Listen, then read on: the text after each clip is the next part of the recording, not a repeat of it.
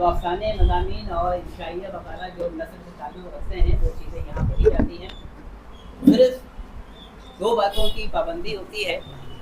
पहली बात तो ये कि खालिस सियासी चीज़ें ना पढ़ी जाएं, क्योंकि इसमें आप जानते हैं कि बहुत ही तनाज़ा खड़ा हो जाता है, मुख्तलिफ़ पार्टी और क्या क्या बहुत ज़्यादा इसमें झमेले हैं। और दूसरी पाबंदी है खालिस मजहबी में भी आप जानते हैं कि बहुत पेचीदगी है। हमारे दरमियान हम लोग मुसलमान हैं, लेकिन आप लोग जानते हैं कि सभी जानते हैं कि कितने खानों में हम लोग बट चुके हैं। तो कोई तनाज़ा पैदा ना हो, इन्हीं बातों की वजह से सिर्फ दो बातों की पाबंदी होती है कि खालिस मजहबी और खालिस सियासी ना पढ़ी जाएं। उसके बाद फिर अफसानवी और गैर अफसानवी अदब में जो कुछ भी आता है हम लोग यहाँ सुनते हैं और लोग पढ़ते भी हैं। मैं आपको बता दूं कि आज का जो जलसा है ये खुसूसी जलसा है, क्योंकि इसमें हमारे यहाँ कुछ बच्चियों ने माशाअल्लाह अल्लाह ने और तरक्की दे, इन लोगों ने कामयाबी हासिल की। और कामयाबी ख़ास जितनी भी छोटी क्यों ना हो, खुशी का बायस होती है। और जो कामयाबी हासिल करते हैं उनकी भी ख्वाहिश होती है कि उनकी पज़ीराई की जाए। बज़्म नस्सार ने इससे पहले भी जिन लोगों ने किसी न किसी सूरत में कोई ना कोई कामयाबी हासिल की है, बज़्म नस्सार ने उनका इस्तक़बाल किया है, उन्हें एज़ाज़ दिया है, उनकी पज़ीराई की है। आज भी हमारे दरमियान 4 बच्चियाँ ऐसी मौजूद हैं जिन्हें अल्लाह ने ये तौफ़ीक़ दी, और उनके वालिदैन की दुआओं के साथ और उनके असातिज़ाए कराम की दुआओं के साथ उन लोगों ने जो कामयाबी हासिल की है, उस कामयाबी की पज़ीराई करने का शरफ़ बज़्म नस्सार को हासिल हो रहा है। क्योंकि ये बज़्म नस्सार के लिए भी खुशी की बात है कि उसको ये मौका मिला कि ये इदारा उन बच्चियों को यहाँ आने की ज़हमत दे और जो कुछ भी उसके इख्तियार में है उनकी खिदमत में पेश करे। तो हमारे यहाँ वो 4 बच्चियाँ माशाअल्लाह यहाँ मौजूद हैं, जिनमें एक तो है तलत फ़ातिमा, डॉक्टर तलत फ़ातिमा, क्योंकि इन्होंने PhD हासिल की है। PhD की डिग्री इन्हें आलिया यूनिवर्सिटी से तफ़वीज़ हुई है। और ये आलिया इनकी ख़ासियत ये है कि आलिया यूनिवर्सिटी से, जब से आलिया यूनिवर्सिटी में उर्दू का शोबा खुला है, पहली दफ़ा किसी ने वहाँ से जो PhD की डिग्री हासिल की है वो है डॉक्टर तलत फ़ातिमा। हमारे दरमियान एक और बच्ची है, महज 17 साल की। आप उसका अंदाज़ा लगा सकते हैं कि इसने यहाँ जो ये किताबें आप देख रहे हैं, ये 6 1 2 3 4 5 किताबें, 5 नावल है अंग्रेज़ी में। ये 17 साल की उम्र में उसने 5 नावल लिख लिए। और ये इतना बड़ा कारनामा है कि इन्हें वर्ल्ड रिकॉर्ड की सनद तफ़वीज़ की गई। ये उनकी सनद की कॉपी है, और ये इस बात का सबूत है कि जो बात कही जा रही है वो हवा में नहीं कही जा रही है। माशाअल्लाह इसे वर्ल्ड रिकॉर्ड से नवाजा गया है। और इससे पहले भी जब इसकी पहली किताब शाया हुई थी तो बज़्म नस्सार ने उसको यहाँ मदऊ किया था, और उसके बाद फिर आज हम लोग फिर उसे बुला रहे हैं। और इस दफ़ा तो बुलाने की और भी वजह है, जैसे मैं बता रहा हूँ कि वर्ल्ड रिकॉर्ड, आप सोच सकते हैं कि वर्ल्ड रिकॉर्ड कोई मामूली चीज़ नहीं होती। माशाअल्लाह उसे वर्ल्ड रिकॉर्ड से नवाजा जा रहा है, तो हमारे लिए खुशी की बात है। और उसके बाद जो है तलत जहाँ, मोहतरमा तलत जहाँ आज उसे भी यहाँ मदऊ किया गया है। और उनकी कामयाबी ये है कि West Bengal State University Barasat, यानी बारासात यूनिवर्सिटी में जब से शोबा उर्दू का क़याम अमल में आया है, उस वक्त से लेकर आज तक पहली JRF है, जूनियर रिसर्च फेलो। तो ये भी एक कामयाबी है। आप जो लोग इम्तिहान देते हैं तो जाहिर है कि एक अनार 100 बीमार का जो मुहावरा है, आप बदल के एक अनार 1000 बीमार समझिए हो गया है। आप इसमें अगर कोई कामयाबी हासिल कर ले तो वाकई एक बड़ी कामयाबी है। हालांकि बाज़ लोग कहते हैं कि JRF है तो इसमें तो और भी बहुत सारे लोग होते हैं, तो ठीक है, लेकिन वो भी कामयाब हैं। उनको भी मतलब आप इसके लिए चलत जहाँ के लिए एक और प्लस पॉइंट ये है, हमारे नसीम अख्तर साहब भी बहुत खुश हुए, वो ये कि ये बच्ची जो है इसी लाइब्रेरी की मतलब मेंबर भी है, लाइब्रेरी मेंबर भी है। और इस तरह से उसको भी यहाँ लाइब्रेरी की तरफ से भी मुबारकबाद दी जा रही है और बज़्म नसार की तरफ से भी।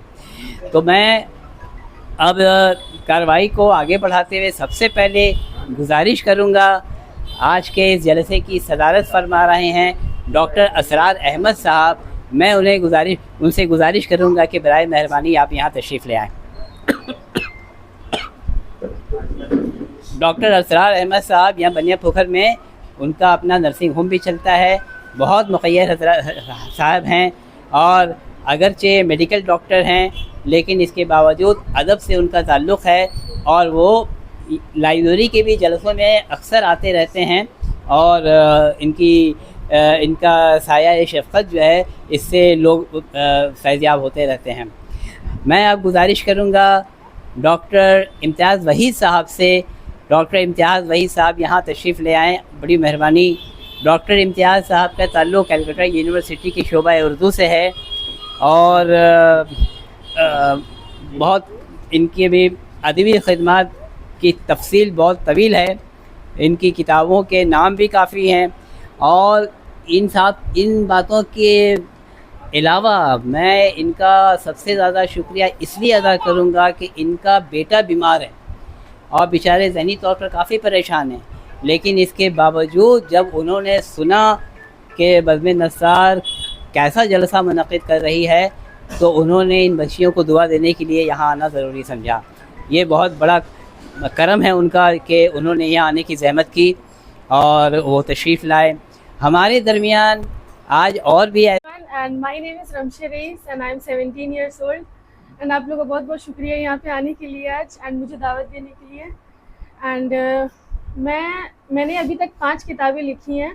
I am a published author of 5 books. The first one that I wrote was when I was 13 years old and it's a science fiction novel. And then I wrote The Door to the Stars, and I wanted to publish it when I turned 15 because it is a collection of 15 stories. So like my dad said, it was like a childish thought, but I wanted to go through with it. Uske baad I published Howling Alpha and the Forest of Deception, and then the second part of Howling Alpha, and then the last book. You see, after writing 4 books, I wasn't getting inspiration. I was looking for inspiration to publish more books, and that is when I heard about Gaza. I mean, I had been hearing about it, because Gaza ka genocide hasn't started on October. It has been going on for a long time, but it just increased on another level on October. And then that's when I thought that I should write about Gaza. And actually that book is about a young boy who is 8 years old. His name is Ahmed Karadawi. And like any other 8-year-old child, if I tell you about an 8-year-old child, what is your first thought? What should he be doing? Like, he should be playing with his friends or going to school, because that is what an 8-year-old child should be doing. But in Gaza, Ahmed Karadawi has to learn to be an adult, because in Gaza what is going on, it is completely inhumane, and no child or no adult should ever have to go through with that. And that is when I thought that I should pen down my thoughts on Tears of the Innocent, and I published it 2 months ago. And after I published it, I got a call from International Book of Records, because they wanted to recognize me as the youngest person who had published 5 books at such a young age. And I am grateful to Allah for giving me all this. And the last book that I wrote, my mother always tells me that we never do anything. It is by the grace of Allah that it happens, and I agree with that. And I think that Allah ne mujhe use kiya is kaam ke liye. He was the one who thought that I should write it, and it is the first book that has been written ever since it started. And after that, after I published it, and then I got acclaimed by International Book of Records, and I'm very thankful for that. And I'm also thankful for all of you for being here, and Buzz Nassar for inviting me here. And I won't take up much of your time, since I know we have all been sitting here for a long time. And thank you.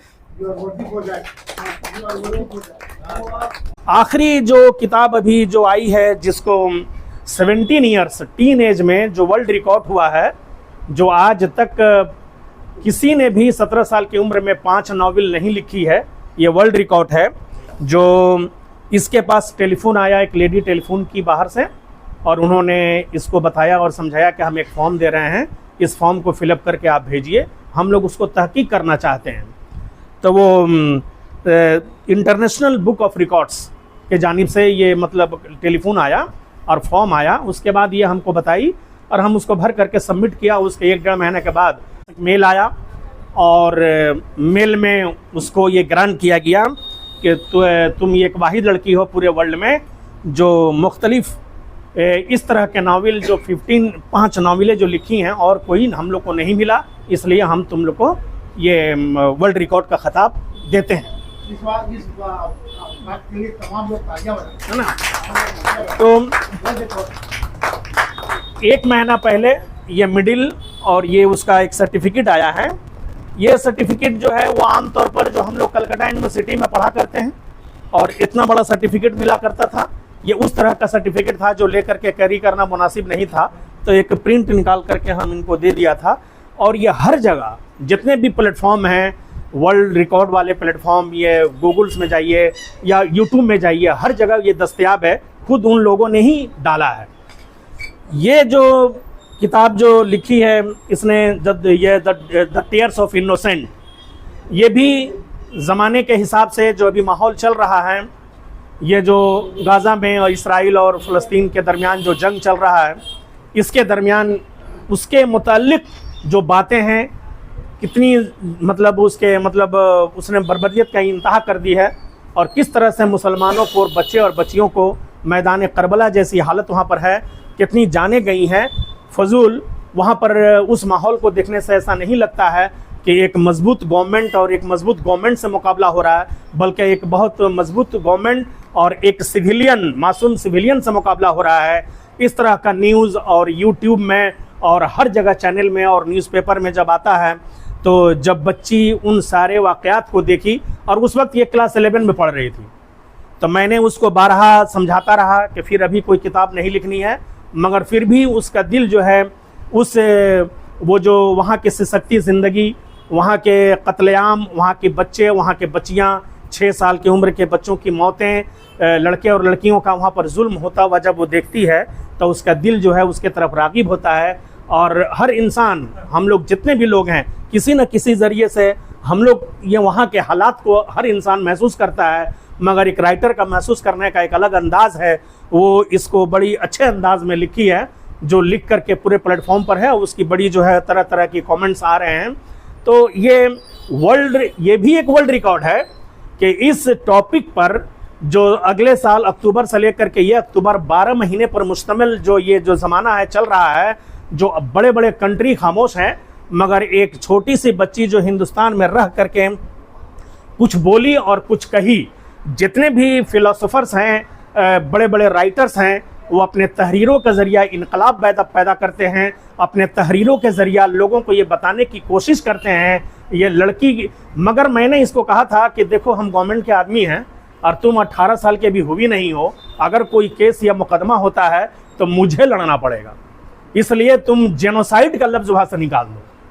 तो वो बोली कि नहीं, हम जो लिखेंगे अपनी मर्ज़ी से लिखेंगे, चाहे जेल जाना पड़े या चाहे उसको बाइंड किया जाए या चाहे कहीं पर कोर्ट मुकदमा हो, तो आप समझिएगा। तो हम बोला ठीक है, जाओ, हम समझेंगे।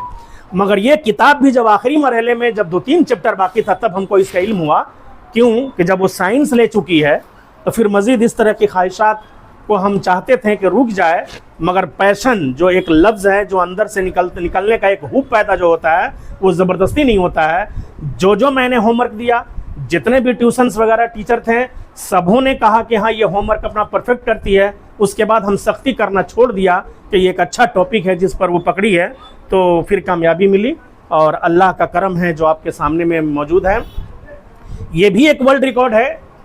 नज़में बहुत सारे अवाम शायर इंग्लिश में या उर्दू में अर्ज़ फ़लस्तीन के ऊपर लिखा गया है, मगर इस तरह के इतनी ज़ख़ीम नावल जो है आज तक किसी ने नहीं लिखा, जो इस ज़माने को अहाता करता है, जो आप लोग के सामने में है। और ये किताब भी हर जगह मौजूद है, अमेज़ॉन में है और नोशन प्रेस इसमें है, हर जगह आप लोग उसको भी देख सकते हैं और उसको एक महसूस कर सकते हैं। तो ये जो है बज़्म नसार, ये पहली बार है जो हम मुसलमान, हम उर्दू स्पीकिंग के दरमियान बुला करके इस बच्ची को मुबारकबादी दे रहा है। इसके पहले किसी ने नहीं मुबारकबादियाँ दी हैं, और नहीं कोई इंस्टीट्यूशन और नहीं कोई बड़ा अदारा और नहीं कोई मामला किसी के तरफ से कुछ आया है। और ऐसे एक दुका सिग्नल कोई प्लेटफॉर्म पर किसी ने मुबारकबादी दे दी, किसी ने कह दी, मगर इज्तिमाई तौर पर ये पहली बार है पूरे मतलब ये वर्ल्ड में कि ये बज़्म नस्सार जो है उस बच्ची के लिए ये महफिल मुनक़द किया है। इसके लिए हम इनके शुक्रगुजार हैं कि बच्ची की हिम्मत अफजाई हो रही है। और हम ये भी कहेंगे कि सिर्फ रमसा नहीं, रमसा जैसी अगर कोई और भी लड़की हो और सिर्फ राइटर या अदीब नहीं बल्कि कोई WBCS, IAS, IPS कोई अगर बनता हो, उसको भी यहाँ ला करके देने की ज़रूरत है प्राइज़, और उनको पर्दे पर लाने की ज़रूरत। रमशा रईस को बहुत मुबारकबाद पेश करना चाहता हूँ कि आपने जो काम किया है वो एक काबिल तक़लीद नमूना है और बच्चियों के लिए जो इस मैदान में है। रमशा रईस के सिलसिले में उनके वालिद साहब ने बहुत तफसील से बातें की हैं, तो आपको समझ में बात आ गई होगी कि इनके कहीं न कहीं DNA में एक बड़ी अच्छी खूबू है, और वो खूबू है जिसके सिलसिले में इकबाल ने ये बारहा कहा कि नज़र आती है उनको अपनी मंजिल आसमानों में। ये वही लोग हैं जिनको अपनी मंजिल जो है वो काबी रूह जब बेदार होती है जवानों में, नज़र आती है उनको अपनी मंजिल आसमानों में। तो नौजवानों का ताल्लुक़ जो है, अल्लामा इकबाल ने नौजवानों को उक़ाब कहा, और उक़ाब की खूबियाँ आप लोग जानते हैं कि वो परिंदा है जो दूसरों का शिकार किया हुआ गोश्त वो नहीं खाता है, ख़ुद से शिकार करता है। उसकी निगाहें जो है वो मोमिन की निगाह को उक़ाब की निगाह से अल्लामा इकबाल ने तशबीह दी, और ये कहा कि मोमिनाना जो फ़रासत होती है, फ़हम फ़रासत होती है, जो बसीरत होती है, जो उसके अंदर जो पलटना झपटना, झपट कर पलटना, लहू गर्म रखने का है एक बहाना, तो ये तमाम चीज़ें वो नौजवानों के ताल्लुक़ से कहा करते थे। रमशा रईस ने जो काम किया है, एक तो यह है कि हम लोग बिलुमूम उर्दू में सोचते हैं, उर्दू बोलते हैं, और जो कुछ लिखना चाहते हैं इसकी रेंज हमारे उर्दू तक होती है।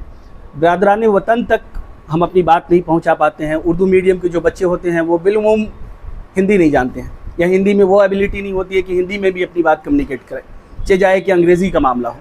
अंग्रेज़ी एक इंटरनेशनल लैंग्वेज है, और रमशा रईस के पूरे इस सफ़र को जो आप सुन रहे थे, उनके वालिद साहब कुछ जज्बाती अंदाज में भी बात कर रहे थे।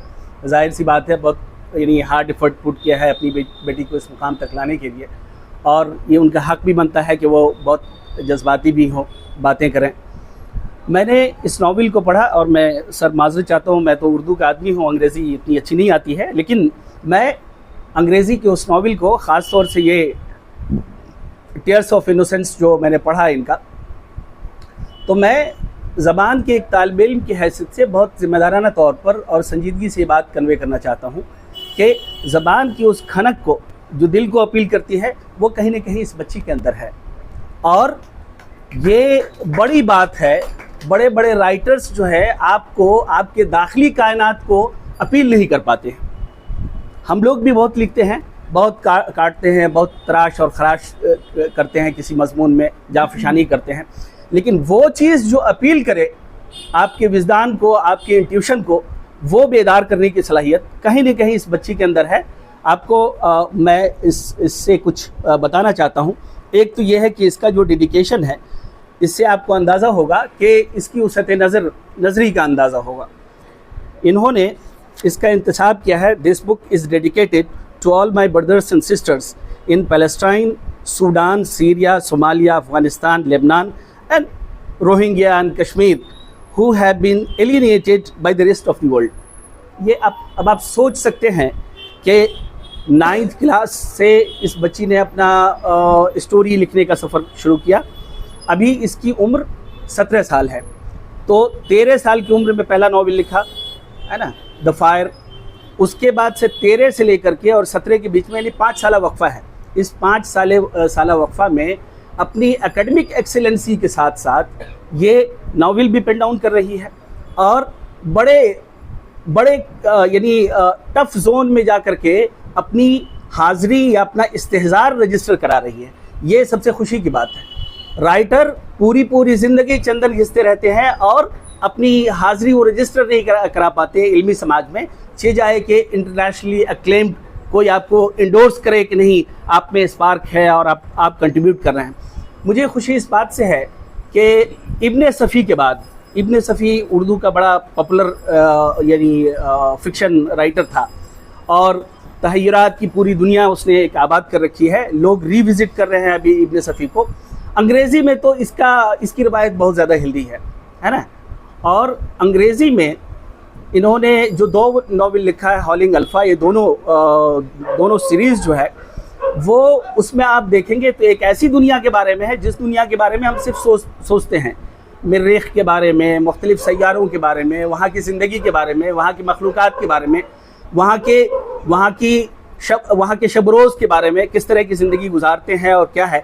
तो ये उस वक्त तक मुमकिन नहीं है जब तख़य्युलात की सतह पर बहुत ज़्यादा बालिदगी की तरफ आप नहीं सफ़र कर रहे हो। मेरा ख्याल ये है कि Ramsha Rais has started journey towards that particular direction, और ये बात मुझे बहुत ज़्यादा खुशी फराहम करती है। उसके बाद मैं इस नावल के ताल्लुक़ से एक बात ये कहना चाहता हूँ कि पूरे आलम इस्लाम के सीने में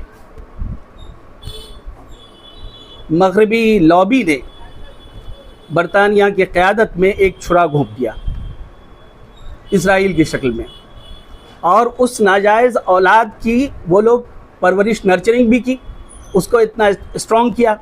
आप ईरान के मिसाइल, ईरान की एटॉमिक स्टेटस पर तो गुफ्तगू करते हैं, इसराइल के एटॉमिक यानी स्टेटस पे क्यों नहीं गुफ्तगू करते हैं? खामोशी के साथ उसको प्रोटेक्शन फराहम किया। नतीजा ये रहा कि पूरे अरब वर्ल्ड के लिए उसके जो अज़ाइम है और जिस तरह से वो अपने अज़ाइम के साथ आगे बढ़ रहा है, बिल्कुल इंसानियत को, उनको हॉलोकास्ट तो याद है, वो जो कुछ कर रहा है वो याद नहीं है। ऐसे में एक बच्ची ने बहुत ही शिद्दत से उस गम को महसूस किया जो इंसानियत कुशी का गम है, और उसका इजहार किया। मैं जज्बाती हो जाता हूँ इन बातों को लेकर के, मुसलमानों का जो भी हाल है, और चारों तरफ से हमारे 57 ममालिक वो बिल्कुल मम बैठे हुए हैं। तैयब अर्दगान साहब को हम लोग समझते थे कि भाई ऐसे हैं वैसे हैं, ग़ज़ा फराहम कर रहे हैं, हथियार आप सप्लाई कर रहे हैं, सारी चीज़ें कर रहे हैं। तो कोई वाज़ेह स्ट्रेटजी नहीं है मुसलमानों की इस धरती पर एक ज़िंदा कौम की हैसियत से। जिस तरह से बरसग़ीर में मुसलमानों की पूरी सियासत पिट गई, आप एक साथ रहते तो ये थ्रेट नहीं होता जो आज हिंदुस्तान में है कि हमारे बुज़ुर्गों को, 80 साल के किसी बुज़ुर्ग को ट्रेन में दाढ़ी पकड़ करके झापड़ लगा रहा है, आपको मुसलमान समझ करके मार रहा है, मुख्तलिफ़ सोबतों से आपको गुजार रहा है। आपकी क़ुव्वत 3 जगह स्प्लिट हो गई। पाकिस्तान बना, वो भी डाइसी वेंटिलेटर पर है। बांग्लादेश उसके बाद बन गया, वो बट नेचुरल था, 25 साल से ज़्यादा अरसा नहीं गुजर सका। तो हम लोग की कोई एक कलेक्टिव कोई सोच हो, कोई विज़न हो जिसके तहत हम लोग ज़िंदगी गुजारें, ऐसी कोई सूरत नज़र नहीं आती है। ऐसे में हर उस शख्स का फ़र्ज़ है जो ज़िंदा है और ज़िंदगी ज़िंदा रहने का सबूत फ़राहम करना चाहता है, तो उस चिड़िए की तरह से जिसकी उस एक चोंच में लिए हुए एक कतरे पानी से इस आग को आग नहीं बुझाई जा सकती है, लेकिन वो अपने हिस्से का काम कर रही है। वो चिड़िया, मेरी ये चिड़िया, मेरी ये बेटी अपने हिस्से का काम किया है इसने। इसके लिए एक ताली बजाइए, इनका हौसला बढ़ाइए। एक चीज़ और मैंने महसूस की, प्रीफेस जो लिखा है, 2 अहादीस उन्होंने कोट किया है। एक हदीस है, तवील बात हो तो ज़रा बताइएगा, तो वहीं बैठ जाएंगे। एक हदीस इन्होंने ये कहा है कि दुनिया की सारी ताकतें अगर पूरी दुनिया इकट्ठा हो जाए और आपको फैज़ पहुंचाना चाहें तो ये मुमकिन नहीं है। इसी तरह से अगर दुनिया की सारी क़ुव्वतें इकट्ठा हो जाएं और आपको नुकसान पहुंचाना चाहे, ये भी मुमकिन नहीं है, बगैर, without, except when Allah decided. एक हदीस ये है। दूसरी हदीस इन्होंने ये कोट की है कि नबी सल्लल्लाहु अलैहि वसल्लम ने फरमाया कि इफ़ यू सी इविल, आपके पास क़ुव्वत है तो आप हाथ से रोकिए, अगर क़ुव्वत नहीं है, आप उस आले दर्जे के मुसलमान नहीं हैं, तो आप ज़बान से रोकिए, और उसकी भी इस्तिताअत नहीं है तो दिल में बुरा मानिए। So here I am trying to change it. देखिए ऐसा है कि मैं कहीं ना कहीं फ़लसफ़ा भी मेरा एक सब्जेक्ट रहा है और मैं बहुत पसंद करता हूँ। इस कायनात की माहियत को समझने के लिए मुख्तलिफ़ दिमाग सामने आए और उन लोगों ने मुख्तलिफ़ थ्योरीज़ दी। एक मगरिब का एक फ़लसफ़ी है डेकार्ट्स, उसने तब्दीली का फ़लसफ़ा दिया कि और उसने ये कहा कि change is the basic stuff of this universe, कि एक ही चीज़ इस दुनिया में सबसे अहम है और वो है कि तब्दीली। Every moment there is a kind of change. आप एक कंकरी, एक ग्लास में उसने ये कहा कि एक ग्लास में एक कंकरी आप डालिए, कंकरी जिस पानी के पोर्शन को छूती हुई नीचे जाएगी, दोबारा उसी कंकरी को अगर आप चाहेंगे पानी के उसी हिस्से को छूती हुई जाए, ये पॉसिबल नहीं है। तो हर लम्हा तब्दीली है। ये पूरा जो नावल है ये उसी तब्दीली पर, सबात एक तगय्युर को है ज़माने में, बिल्कुल। तो उसी तगय्युर की तलाश में ये नावल है। अल्लाह से दुआ है कि वो तगय्युर बहुत जल्द आए, हमारे भाइयों को वहाँ राहत मिले। जो कुछ हो रहा है इंसानियत की सतह पर जितना शर्मनाक हो रहा है वो उसमें कमी आए। फ़लस्तीन की कुर्बानियाँ किसी नतीजा खेज़ मुस्बत समरात पर जाके मुंतज हो और रमशा रईस की ये ख्वाहिश और उसका ये कंट्रीब्यूशन, अल्लाह इसको कबूल फरमाए। मैं दिल की गहराइयों से मुबारकबाद पेश करना चाहता हूँ अपने दोस्त रईस साहब को, उनकी अपनी बेटी को, और बज़्म निसार का बहुत शुक्रगुज़ार हूँ कि आपने यहाँ बुलाया और इस जलसे तहनीत का आपने इनेकाद किया। बहुत बहुत शुक्रिया। कि मैंने रमशा की एक भी किताब नहीं पढ़ी है, और लेकिन इससे पहले भी एक एजाज़िया जलसा था पहले भी रमशा के लिए, और उसमें मेरी एक नवासी लगती है बुशरा हुसैन खान, वो भी आई थी। उसको भी कुछ इनाम वगैरह या अवार्ड वगैरह दिया गया था। थोड़ी इससे कुछ बड़ी होगी, 2-3 साल की बड़ी होगी। तो जी, आज वो एक बच्चे की माँ है, 1 साल का बच्चा हो गया उसका, ये नवंबर में 1 साल हो जाएगा। मैं क्यों जिक्र कर रहा हूँ? सबसे पहले मैं मुबारकबाद देना चाहता हूँ रईस भाई को और उनकी अहलिया को कि उन्होंने जो हमारे समाज में जो एक फरसुदा ख्याल है कि बस बेटी की शादी करके और निपटा दो, ये जहन में उनके नहीं आया कभी भी। वो हमेशा ये सोच रहे हैं कि मेरी बेटी पढ़ लिख कर और कुछ बने, अपना कैरियर वो बार बार कह रहे हैं। मेरी भतीजी की बेटी थी जिसका मैं जिक्र कर रहा था, मैंने कहा मिला रे बेटी क्या करो इतनी जल्दी शादी? नहीं चचा, मेरी ससुराल में ना ऐसे ही होता है, जल्दी कर देते हैं, बात खत्म हो गई। तो इस तरह से बहुत सी लड़कियां जो स्कूल में कॉलेज में उभरती हुई शायरा, अफसाना निगार, नावल निगार, तनकीद निगार, लेकिन उसके बाद उनकी शादी कर दी जाती है और उसके बाद फिर वो बस चूल्हे चौके में ज़िंदगी उनकी मसरूफ़ हो जाती है। तो सबसे पहले तो मैं इस बात के लिए मुबारकबाद दूंगा। दूसरी बात ये कि मैं बैठे बैठे सोच रहा था कि मुसलमानों में एक बड़ा अच्छा तरीक़ा ये है कि शादी के बाद हमारी बेटियों का सरनेम चेंज नहीं होता है। ऐसे तो हमारे यहाँ सरनेम का सिस्टम ही नहीं है, लेकिन जैसे कि दूसरी कौमों में है कि शादी के बाद उनका सरनेम चेंज हो जाता है, लेकिन हमारे यहाँ नहीं है। तो ये मैं इसलिए कह रहा हूँ कि रमशा रईस आज भी रमशा रईस है, शादी के बाद भी रमशा रईस होगी, और मुझे पूरी उम्मीद है बल्कि यकीन है कि ये बाकी कैरियर चाहे वो डॉक्टर बने, इंजीनियर बने, वो नीट दे रही है, जाहिर बात है वो शायद मेडिकल की तरफ उसका ध्यान होगा, लेकिन लिखने लिखाने के मामले में ये बहुत ऊपर जाएगी, लेकिन इसका नाम रमशा रईस ही रहेगा। तो ये जो एक हमारी खाम ख्याली है कि बेटों के नाम से नाम चलता है, ये बात भी गलत साबित होगी, क्योंकि रईस भाई का नाम उसके नाम के साथ हमेशा लगा रहेगा। अब 13 साल की उम्र में पहला नाविल। ये मुझे वो फारसी का शेर याद आ रहा है कि वो ई सादत बजोर बाजू नीस्त ताना बख्शत खुदाए बख्शंदा।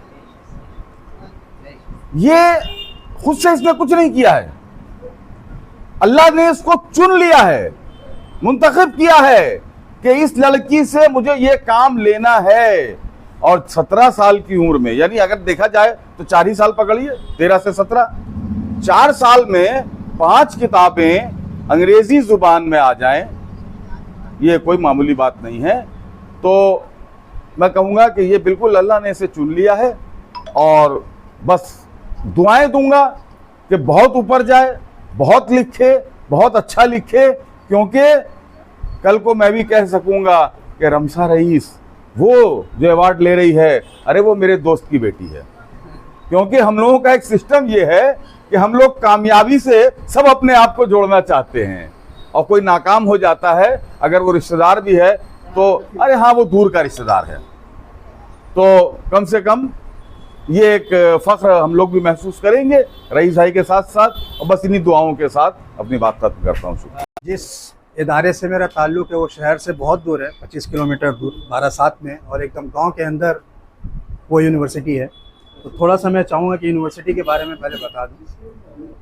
मेरी यूनिवर्सिटी का पूरा नाम है वेस्ट बंगाल स्टेट यूनिवर्सिटी, और उसको 12/7 यूनिवर्सिटी के नाम से वो मशहूर है, लेकिन उसका पूरा नाम है वेस्ट बंगाल स्टेट यूनिवर्सिटी। 2019 में वहाँ उर्दू का डिपार्टमेंट खुला, और फ़िलहाल वहाँ 34 डिपार्टमेंट है, जिसमें सिर्फ लैंग्वेज के डिपार्टमेंट में उर्दू है, इंग्लिश है, अरबिक है, संस्कृत है, इस तरह इतने सारे डिपार्टमेंट्स। तो जब 2019 में उर्दू का डिपार्टमेंट वहाँ पे खुला, तो ऐसे वक्त में अपॉइंटमेंट मेरा हुआ जिस वक्त एमए में एडमिशन की सारी कार्रवाई ख़त्म हो चुकी थी। तो इस तरह 2019 से लेकर 2020 तक हमको वहाँ कोई भी स्टूडेंट नहीं मिला। उसकी बहुत सारी वजह है, एक तो एडमिशन का टाइम ख़त्म हो गया था, दूसरा ये कि यूनिवर्सिटी बहुत ही माने इंटीरियर में है, एकदम गांव के अंदर, और उर्दू आबादी बिल्कुल वहाँ नहीं है। एक आदमी भी उर्दू बोलने वाला उस यूनिवर्सिटी के अतराफ़ में नहीं है। 2020 में आने के बाद कोविड हो गया, उस वक्त भी स्टूडेंट्स नहीं मिले, लेकिन कोविड का जब दौर ख़त्म हुआ तो फिर हमको 10 स्टूडेंट्स को हमने जुगाड़ किया। उसको जुगाड़ का लफ्ज़ कहना होगा, अपने से कोई आया नहीं एडमिशन लेने, हमने उसको जुगाड़ करके 10 स्टूडेंट से हमने डिपार्टमेंट शुरू किया, और अब 3 बैच मेरा एमए करके निकल चुका है। और लास्ट ईयर हमारे यहाँ पीएचडी को भी शुरू किया। हमने 2019 से ही पीएचडी की कोशिश की थी, लेकिन वाइस चांसलर ने मंजूरी नहीं दी कि पहले आप एमए में स्टूडेंट्स को लाइए, उसके बाद पीएचडी करेंगे। तो लास्ट ईयर पीएचडी का सब कुछ हो गया, उसके बाद उसमें एडमिशन। तो हमारे यहाँ पीएचडी का जो मामला है वो दूसरी यूनिवर्सिटियों से थोड़ा सा मुख्तलिफ है कि हमारे यहाँ जब तक कोई नेट सेट क्वालिफाई नहीं होता है वो अप्लाई नहीं कर सकता पीएचडी, क्योंकि हमारे यहाँ रिसर्च एंट्रेंस टेस्ट जो है वो नहीं लिया जाता। जिस डिपार्टमेंट में भी पीएचडी के लिए एडमिशन होगा उसमें नेट सेट चाहिए। तो इस तरह से हमारे डिपार्टमेंट का भी हुआ, और बहुत सारे लोगों ने अप्लाई किया। तो उसमें अजीज़ा तलत जहाँ भी थी उसका भी इंटरव्यू हुआ, उसने उस वक्त सेट क्वालिफाई कर चुकी थी, लेकिन यह है कि उसका नाम पैनल में नहीं था, वेटिंग लिस्ट में था। लेकिन जिन लोगों का नाम पैनल में था उन लोगों ने किसी वजह से एडमिशन नहीं लिया, तो ऑटोमेटिक वेटिंग लिस्ट से उसका एडमिशन हो गया। प्रोफेसर अमजद हुसैन साहब जो आलिया यूनिवर्सिटी की साबिक शोबा अंग्रेजी के प्रोफेसर रह चुके हैं, और क्योंकि अंग्रेजी जानते हैं तो अंग्रेजी का उनका हक बनता है कि आप इसे पेश करते हैं। नसीब अख्तर साहब लाइब्रेरी की तरफ से रमशा रईस की खिदमत में कुछ पेश करना चाहते हैं। ये रमशा रईस, हाँ, कैश है बाबू, हम किताब वगैरह से देते नहीं है ताकि कैश कुछ काम आ जाए।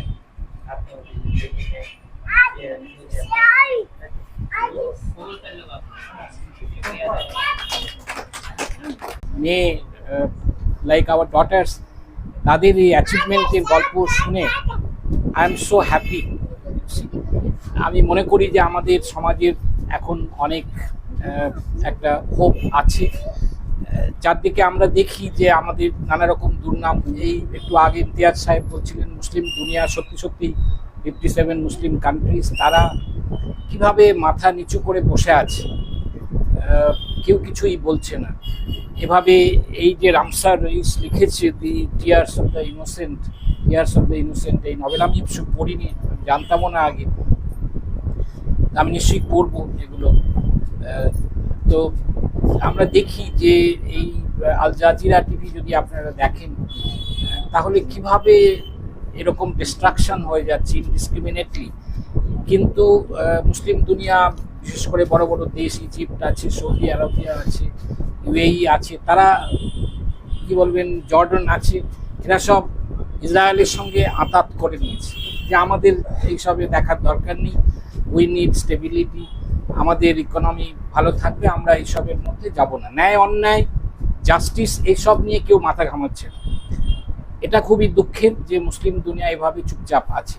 দেখুন সাউথ আফ্রিকা, তারা আইসিজেতে গেছে, international court of justice, against Israel, কিন্তু মুসলিম দেশ কেউ তাকে দেয়নি। অন্য কত দেশ, স্পেন, বলিভিয়া, তারা এত সব কাণ্ড করছে, স্লোভেনিয়া, কিন্তু মুসলিম দেশের কোনো লোক একটা কথা বলছে না। এটা খুবই দুঃখের। Iran is only an exception, yes, কিন্তু এখন আমরা ভয়ে আছি আবার ইরানের ওপরে কীরকম হামলা হয়। তো এই, এবং সেখানেও কেউ কিছু বলবে না। আজকে লেবাননে দেখুন যেভাবে 2000 লোক দুদিনের মধ্যে মরে গেল, 41,000-এর বেশি, 42,000 হতে যাচ্ছে, প্যালেস্টাইনে মেরে দিল, কিন্তু কেউ কিছুই বলছে না। তো হ্যাঁ, কি আর বলা যাবে। তো যাই হোক, এই রামসার রইস এই সব বিষয় নিয়ে লিখেছে এত কম বয়সে। আমি ভাবতেই পারছি না যে যার জন্ম 2007-এ, তার এরকম একটা ভিশন আছে, সে সারা পৃথিবী জুড়ে কি ঘটছে সেই সব খবর রাখে। এবং বইটা ডেডিকেট করেছে কাকে? গাজা, প্যালেস্টাইন, সুদান, আফগানিস্তান, এইসব দেশের মানুষদের, যাদের নামই হয়তো আমাদের অনেকে শুনবে না। আমার ওর এই যে 17 বছর বয়সের মধ্যে 5টা উপন্যাস, 5টা নভেল লিখে ফেলেছে, এটা শুনে সত্যি সত্যি আমার খুব অবাক লাগছে। আপনি যদি পৃথিবীর সাহিত্যের ইতিহাসও দেখেন, যে আমরা বলি খুব কম বয়সে জন কিটসের কথা আছে, 24 বছর বয়সে নিয়ে মারা গেছে, তার মধ্যে লিখেছেন, কিন্তু ও তো তারও আগে। এরকম একটা কথা আছে যে শেক্সপিয়ার যদি ওই বয়সে মারা যেত, তাহলে কেউ শেক্সপিয়ারের নামও শুনতো, কিছুই লিখতে পারেননি 24 বছরের মধ্যে। তার মোটামুটি যেগুলো একটু ভালো রেখা, ধরুন আপনার অ্যারাউন্ড 30, তো 30 থেকে 40-এর মধ্যে তার এইসব ইমর্টাল ক্রিয়েশন। 17 বছরে তো কোথায় ছিল শেক্সপিয়ার, কোথায় কিটস? আমাদের বাংলাতে একজন ছিল সুকান্ত ভট্টাচার্য, একটু কম বয়সে মারা গিয়েছিলেন। তার কবিতার কথা আমরা জানি যে ছোটবেলা, ছোট বয়সে, কম বয়সে তিনি এত কিছু লিখেছেন। সারা পৃথিবীর ইতিহাসে এরকম খুঁজে পাওয়া মুশকিল। তো ঠিক আছে, খুবই ভালো। এবং আরেকজন আমাদের আলিয়া ইউনিভার্সিটি উর্দু ডিপার্টমেন্ট থেকে প্রথম পিএইচডি করেছে। উর্দু ডিপার্টমেন্ট আলিয়াতে বেশি দিন হয়নি, এর মধ্যে একটা পিএইচডি বেরিয়ে গেল, খুব ভালো খবর। আমাদের ইউনিভার্সিটিতে অবশ্য অনেক পিএইচডি এর মধ্যেই হয়ে গেছে, মোর দ্যান আই থিঙ্ক 60-70, কিন্তু উর্দু ডিপার্টমেন্ট অনেক পরে শুরু হয়েও একটা পিএইচডি হয়েছে, এর মধ্যে হয়তো আরও হতে পারে অন্য, কিন্তু ও প্রথম। এটা খুবই ভালো খবর। আরেকজন আছে জেআরএফ পেয়েছে। জেআরএফ পাওয়াটা কিন্তু মুখের কথা নয়। আমাদের ওই ভাই বলেছেন, আপনারা কতটা জানেন জানি না, সারা ভারতবর্ষে অল্প কয়েকটি স্টুডেন্ট তারা এই জুনিয়র রিসার্চ ফেলো পেয়ে থাকে। নেট অনেকে পায়, কিন্তু তাদের মধ্যে যে জেআরএফ থাকে মাত্র 100 জন মতো, তো তার মধ্যে ও একজন। এটা একটা বিরাট ক্রেডিট। তো আপনারা তাকে এদের এই অ্যাওয়ার্ড দিয়েছেন, সংবর্ধনা দিয়েছেন, এটা খুবই ভালো কাজ হলো। অ্যাওয়ার্ড দেওয়া, এই ধরনের তাদেরকে একটু সবার সামনে পরিচয় করে দেয়, এগুলো তাদের ইন্সপিরেশন দেবে। কিন্তু এটাও আমাদের ওই ভাই যে সৈয়দ, কি জানো আপনার নাম, ইয়েস, উনি বলে গেছেন সবাইকে একটু ওয়ার্নিং দেওয়া, এটা যেন মাথায় না ঢুকে যায়। আমরা আশা করব যে অনেক পথ যেতে হবে, লম্বা জার্নি আছে। ঠিক আছে, ভালো কাজ করেছো, খুব ভালো কথা বলেছেন যে চেতন ভগত নয়, আমাদের ক্লাসিক রাইটার্স যারা, তাদের কথা ভাবতে হবে, এবং পপুলারিটির দিকে গেলে হবে না। তো ঠিক আছে, কম বয়স, আমরা এখনই ডিসকারেজ করছি না, এটা খুব ভালো জিনিস যে তোমরা এত লিখছো। ও ছোট গল্প লিখেছে দেখলাম, আফসানা বলছিলাম, একটু উর্দু বুঝতে পারছিলাম। তো ঠিক আছে, এগুলো খুবই এনকারেজিং, এবং আমি খুব খুশি এখানে আজকে আসতে পেরে। আপনারা আমাকে এখানে এনেছেন, আমি আদৌ জানতামই না যে এদের মতন talented daughters in our society এগুলো আছে। তো আমি সবার জন্য আল্লাহর কাছে দোয়া চাইব যে তোমরা আরও এগিয়ে যাও, আরও সমাজের আমাদের কমিউনিটির মুখ উজ্জ্বল করো, ব্রাইট করো। আমাদের সমাজ নিশ্চয়ই তুমি একটা ইন্টারন্যাশনাল প্রাইজ পেয়েছো, আরও বড় বড় পুরস্কার পাবে, maybe you will get Nobel. তো সেই মাথায় সেরকম উম্মিদ নিয়ে তোমাকে যেতে হবে। Thank you very much. के हिसाब से अब एक मशीन की तरह काम करना पड़ता है हेल्थ के बदले। लोग आते हैं रोते हुए, गाते हुए, उसके बाद जाते हैं सरगंद वगैरह, तब बहुत खुशी होती है। और ख़ासकर अभी इस हालात में देख रहे हैं कि हमारी लड़कियां, हमारे समाज की लड़कियां, खासकर मुस्लिम समाज की लड़कियां लड़कों से बहुत आगे। लड़के ज़्यादातर अभी मोटर बाइक और स्कूटर, पैदल चलने बोला जाए तो जाएगा नहीं, शायद बाथरूम पे जाने मांगेगा तो बाइक पे बैठ के भी जाएगा। आज ये हालत है कि हम लोग को रास्ता चलना मुश्किल हो रहा है सीनियर सिटीजन के लिए। और हमारे जो काउंसलर साहब लोग हैं, इस इलाके को जहन्नम बना दिया है, नक्शे से कुछ बनाया नहीं जा रहा है, जगह नहीं छोड़ा जा रहा है, रास्ते में गाड़ी खड़ी है, तो पैदल चलना अभी नामुमकिन हो गया है। इस खासकर हम लोग मुस्लिम, गवर्नमेंट भी चाहती है, पुलिस का हल्का जो है पैसा लेकर के हट जाता है, उन लोग को कोई तकलीफ नहीं होती है, लेकिन तकलीफ होती है हम लोग। इसलिए इसका तरफ भी ध्यान देना होगा हम लोगों को, और प्रेशर डालना होगा कि रास्ता जगह छोड़ करके बनाओ, घर बनाओ जगह छोड़ के, ताकि गाड़ी खड़ा करके तो उठेगा। 50 लाख 60 लाख का जो फ्लैट खरीदेगा तो एक तो छोटा गाड़ी भी रखेगा। तो ये हालत है।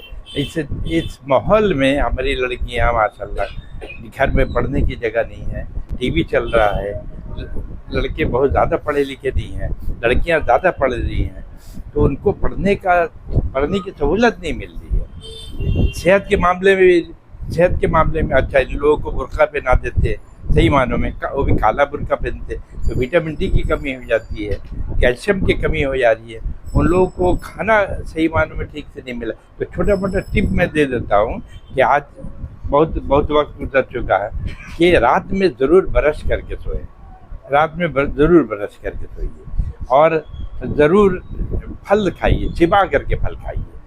अब बोतल ड्रिंक कभी नहीं पीजिए, कोई भी कंटेनर वाला खाना कभी नहीं खाइए, और कोशिश करिए लोगों को मना करें। ऐसे भी कोका कोला वगैरह को तो हम लोग, बहुत अच्छा मौका आया कि कोका कोला वगैरह के मुतालिक हम लोग बाइकाट कर रहे हैं, लेकिन कैंपा कोला चला रहा है। इस चीज़ को भी हम लोग ये करेंगे तो घर में बना करके कुछ भी घर की चीज़ खाइए, और पानी को हमेशा फिल्टर करके पीजिए। ये जो हम कड़ा कॉर्पोरेशन के जो पानी पीते हैं, जो जिसको बोलते हैं, दांत पूछते क्या पानी पी रहे, बोले नॉर्मल पानी पी रहे हैं, बोले नॉर्मल पानी है, फिल्टर करके पीजिए। ये 3-4 टिप है। और फल ज़रूर खाइए, गरीब है तो गाजर भी खाइए, मूली भी खाइए, लेकिन फल खाइए।